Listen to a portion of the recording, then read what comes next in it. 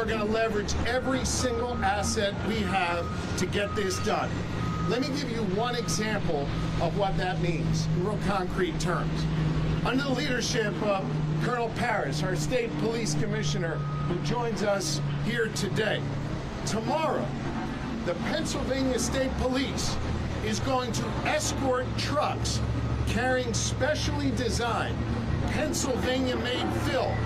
This is recycled glass aggregate. They are going to escort them from Delco up 95 to make sure that fill gets here as quickly as possible to put in that hole behind me and make sure not a single moment is wasted. All hands on deck. Our state police working together with our building trades, working together with Pennsylvania. This done. That's the fill they're going to use to basically build up the ground behind me to the surface level of I-95 so then they can lay the pavement. State police is going to make sure those trucks get through without delay and that fill gets dropped. All hands on deck. Getting I-95 reopened and repaired as safely and as efficiently as possible is our top priority. And I want you to know we are all working our tails off. We cut through the red tape. We developed a creative plan, and we are executing. Under the leadership of Secretary Carroll, and with the support of our federal and local partners, and the talented trades workers right here in Philadelphia, we're moving full steam ahead. And we will work around the clock. Now, to chart our progress and give everyone here and everyone watching a sense of timing as we move forward, my team is setting up a 24/7 live feed so the public can watch I-95 be rebuilt in real time. That live feed will be set up and operational this week. This is government working for the good people of Pennsylvania. This is government working together with our proud partners in the trades. This is government working together at all levels. We have a lot to do, but we are going to get this job done. And the person leading this effort for me at PennDOT is our great Secretary of Transportation, and I want to invite him up here now, Secretary Mike Carroll. Secretary.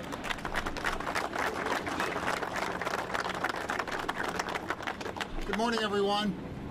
With the governor's wonderful leadership, we are assembled today to talk about our transition from the demolition of the bridge behind us to the next phase, and that is the reopening of I-95, as the governor said, with 3 lanes in either direction, north and south, while we move forward with the plan to reconstruct a new bridge. Essentially what we will have is we will have 3 lanes in each direction in the center area of the void behind us, and the outer area, 35 or so feet on either side, will be constructed with a new facility that will not impact the traffic that flows north and south on the 3 lanes.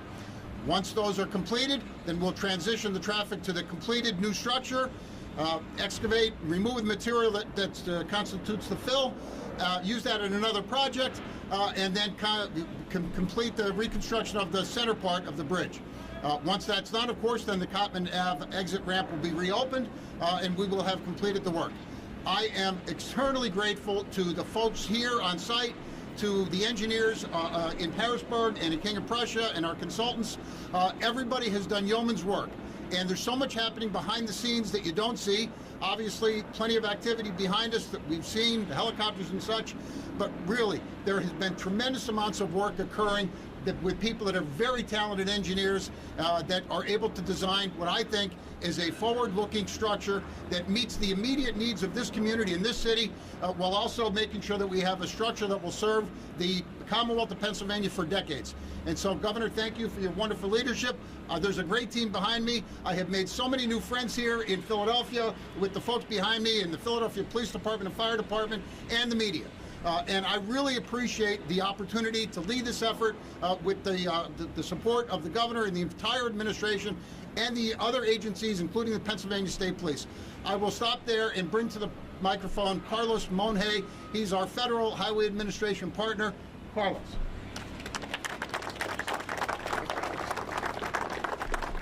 Thank you so much. I'm here on behalf of Secretary Pete Buttigieg, who was here yesterday, and Shaylin Batt, who's our highway administrator, who was on the ground on Monday. Secretary Pete promised that the U.S. Department of Transportation would do everything we could to help, and we are, Our highways, our motor carrier safety, and pipelines and hazardous materials administrations are actively coordinating with state and local officials in the region to provide support for this incident. And just last night, our highway administration released $3 million to support PennDOT's traffic mitigation efforts, the demolition of the damaged structure that you see behind us, and the emergency repairs necessary to restore this essential traffic. This is a complicated and congested detour route for a facility that usually carries 160,000 cars a day. 8% of those are heavy trucks, who are a vital lifeline for our national economy. And we are making sure that Pennsylvania is clear, that they can get the expenses moving, and that money is not going to be a problem for this replacement. And we're coordinating with multiple state DOTs across the East Coast to ensure variable message signs and traffic information is available. New York, New Jersey, Delaware, and Maryland. We're coordinating with local authorities to help augment local transportation options. And finally, we're here on the ground assisting with the investigation of why this accident occurred. The National Transportation Safety Board, the NTSB, is the lead federal agency on that. I'd like to commend Governor Shapiro and Secretary Carroll for their flawless response, and really honored to be here with working folks and the union members who are behind us. And it's my pleasure to introduce Mayor Kinney. Thank you very much. And first, I'd like to share my deepest condolences with the friends and family of Nathan Moody, who lost his life in this incident. The medical examiner's office confirmed his identity last night. We are thinking of Mr. Moody's loved ones as they mourn this tragic incident and their terrible loss. Today, I also want to thank the governor and all the state and federal partners who have joined us in Philadelphia this week to assess and begin to address the impact of the I-95 collapse. I am very grateful for the immediate coordinated response by state and local partners who worked quickly and around the clock to create detours and supports for commuters, travelers, residents, and local businesses affected by the disaster. I want to note as an update that the Department of Commerce is working with Philadelphia Police Department to provide on-site access to local businesses near the I-95 bridge collapse for all employees, customers, and deliveries. If your business is experiencing access problems due to local road closures or detours, please contact the Department of Commerce Office of Business Services by calling 215-686-2100. That's 215-683-2100, or emailing business@phila.gov.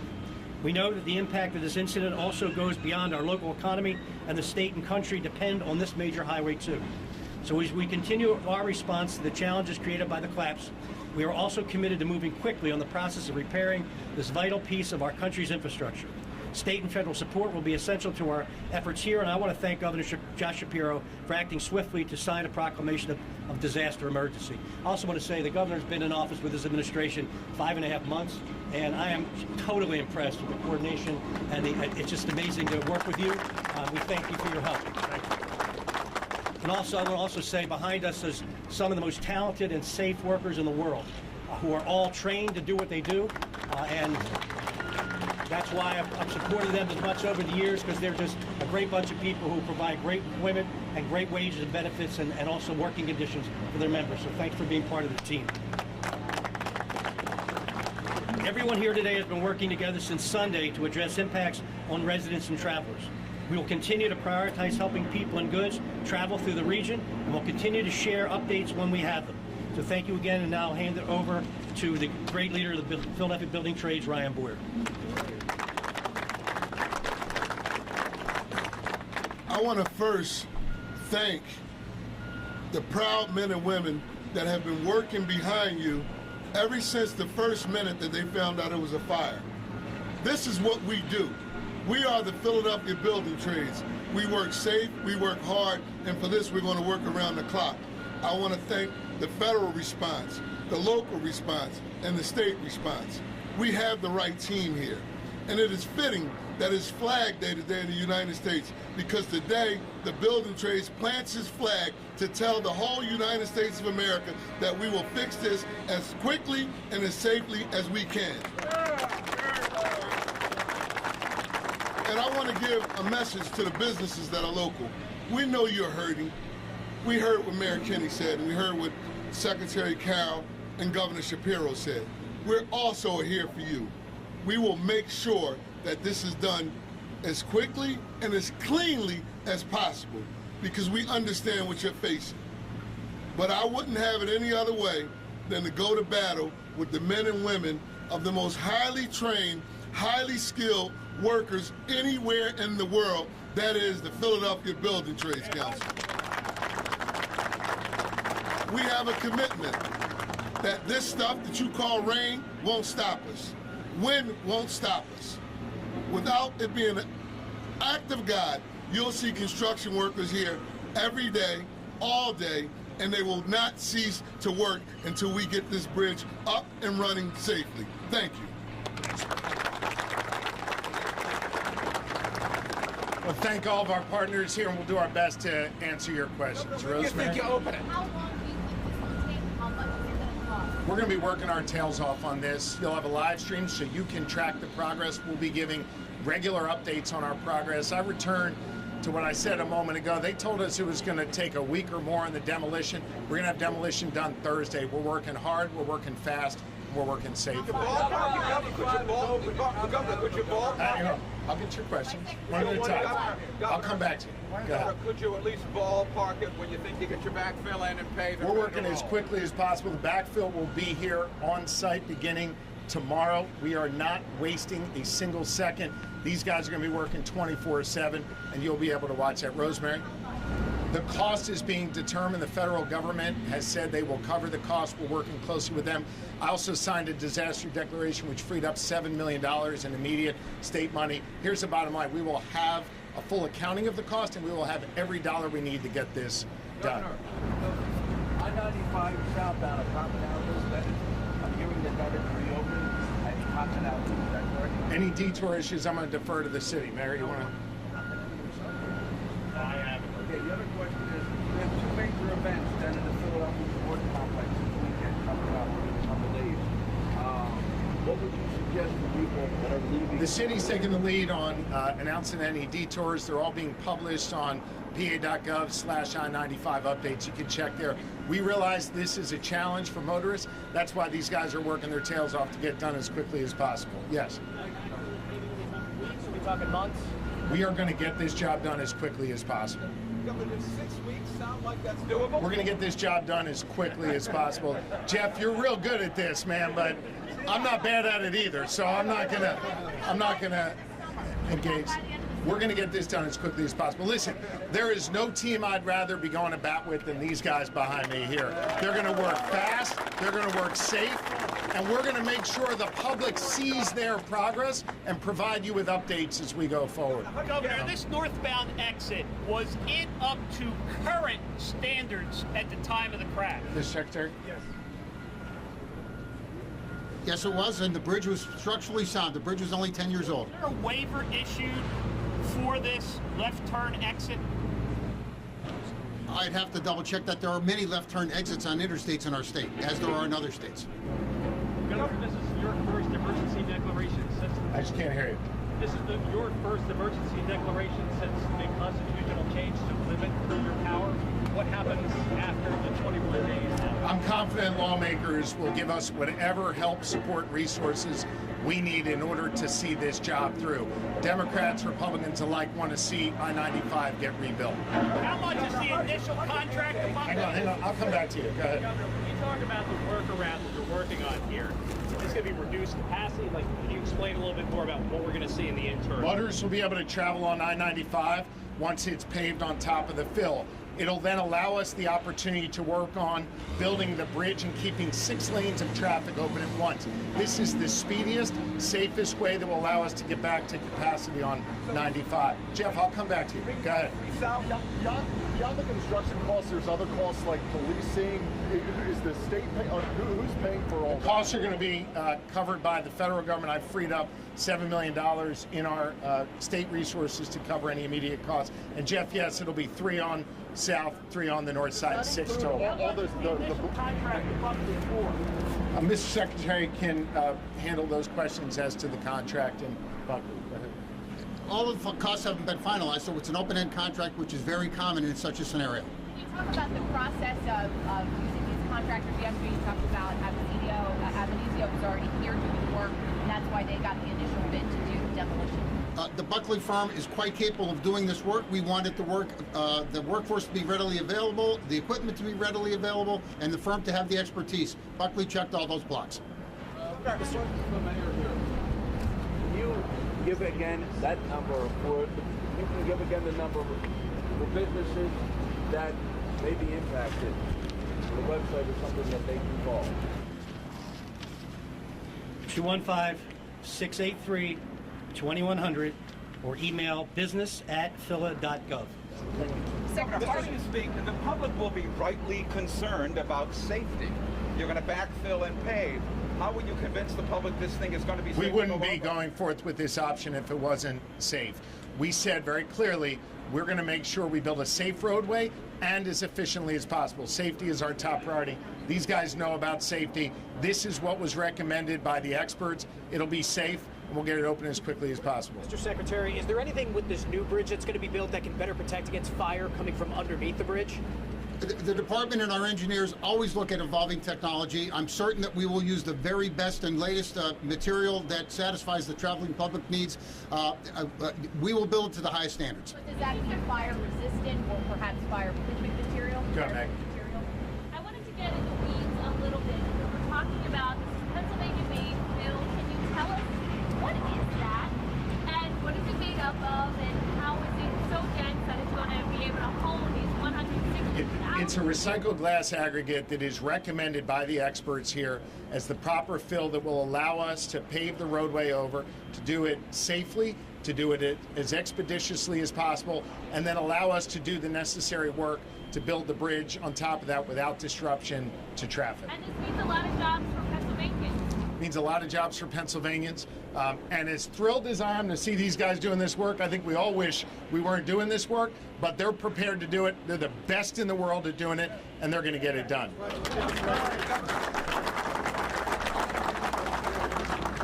I just didn't hear the beginning. How many tons of fill do we have an approximate? How many tons of fill, Mr. Secretary? I believe the technical term is a lot, but let me get you something even more. It's more in cubic yards than it is tons. It's very lightweight material, and it'll give us the ability, once we are ready to remove it, to reuse it in another project. And so it's very lightweight, recycled glass type product.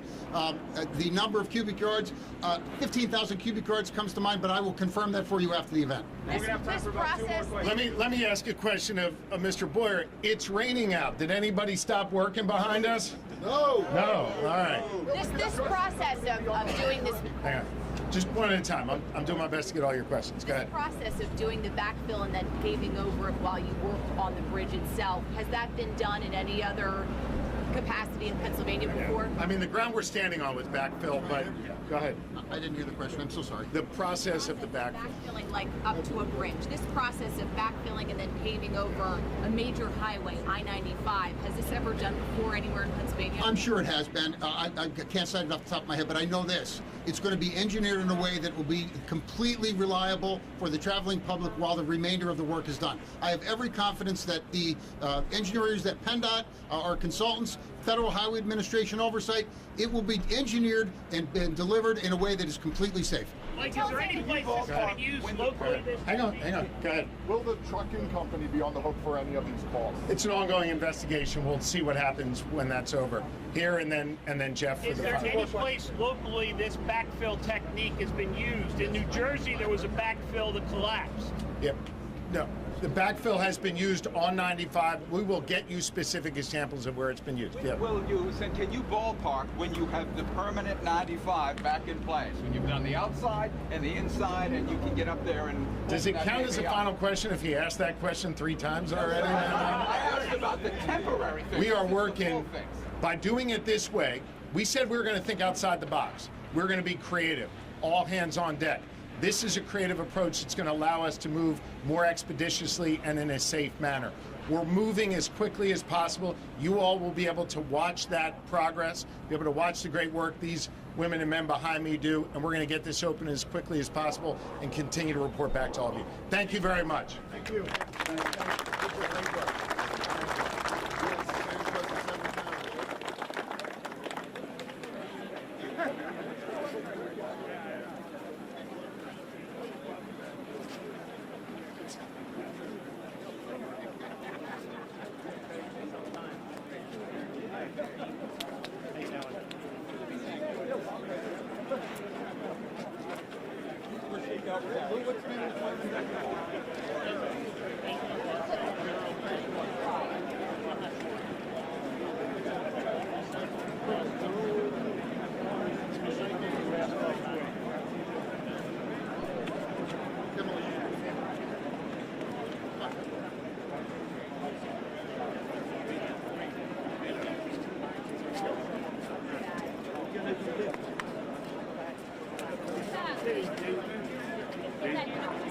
Confesó la vocación policial.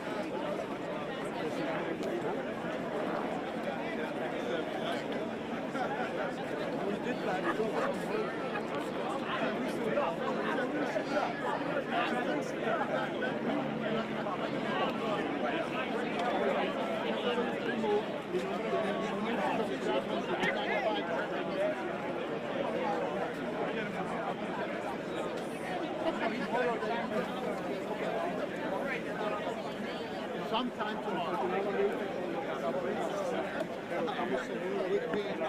Obviously, want to make sure that we meet